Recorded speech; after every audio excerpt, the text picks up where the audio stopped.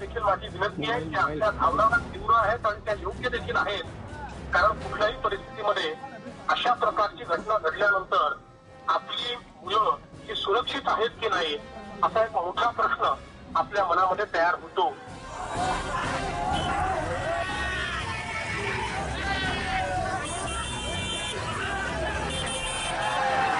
काँग्रेसचे नेते विजय दरडा यांच्या घराबाहेर झालेला पालकांचा हा उद्रेक।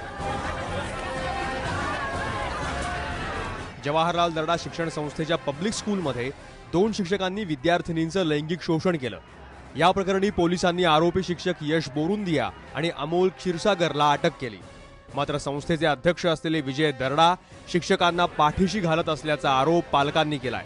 शिक्षण समितीला हे वर्षभरापासून माहीत आहे, परंतु आपले नातेवाईक त्याच्यामध्ये नातेवाईकांचा आपला जो काही त्यांचा हे होता नातेसंबंध होते दाबण्यासाठी किंवा हे प्रकरण नातेसंबंधामुळे त्यांनी आजपर्यंत ते दाबून ठेवले आणि त्यामुळे ही आज परिस्थिती आली की आज लोकांचा उद्रेक, लोकांच्या भावनांचा उद्रेक या ठिकाणी सर्वसामान्य प्रदर्शित करत आहे। पब्लिक स्कूलमधल्या 2 शिक्षकांनी 8 ते 10 मुलींचं लैंगिक शोषण केल्याचा आरोप आहे। एवढंच नाही तर अमोल क्षीरसागरनं मुलांशीही लगट केल्याचा दावा पालकांनी केलाय।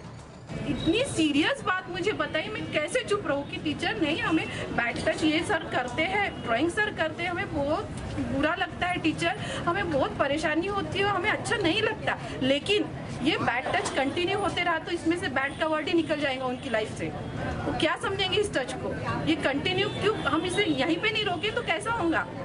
शिक्षकांवर कारवाई करावी यासाठी पालकांनी अनेक वेळा संस्थेला विनंती केली, मात्र संस्थेनं त्याची दखल घेतली नाही। त्यामुळे पालकांचा संताप अनावर झाला। लोकांनी जवाहरलाल दरडा प्रेरणास्थळाची तोडफोड केली। पालक एवढे संतप्त झाले की मुख्यमंत्र्यांना प्रकरणाची दखल घ्यावी लागली।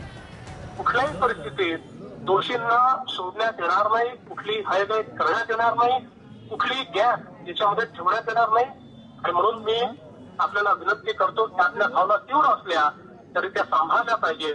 या संदर्भात सगळी कारवाई करण्याकरता जे राज्यातले चांगल्यात चांगले वकील आहेत ते वकील नेमण्यात येतील। या केसा ही फास्ट ट्रॅक कोर्टामध्ये आम्ही नेऊ आणि त्यातनं जे दोषी आहेत त्या दोषींना तात्काळ अतिशय कठोरतम सजा झाली पाहिजे अशा प्रकारचा आपण अशी कारवाई करू। खरं तर विद्यार्थ्यांसाठी शाळा म्हणजे सर्वात सुरक्षित ठिकाण अशी पालकांची धारणा असते, मात्र त्याच शाळेत काही शिक्षकांनी नालायकपणा केला, त्यामुळे पालकांचा राग अनावर झाला।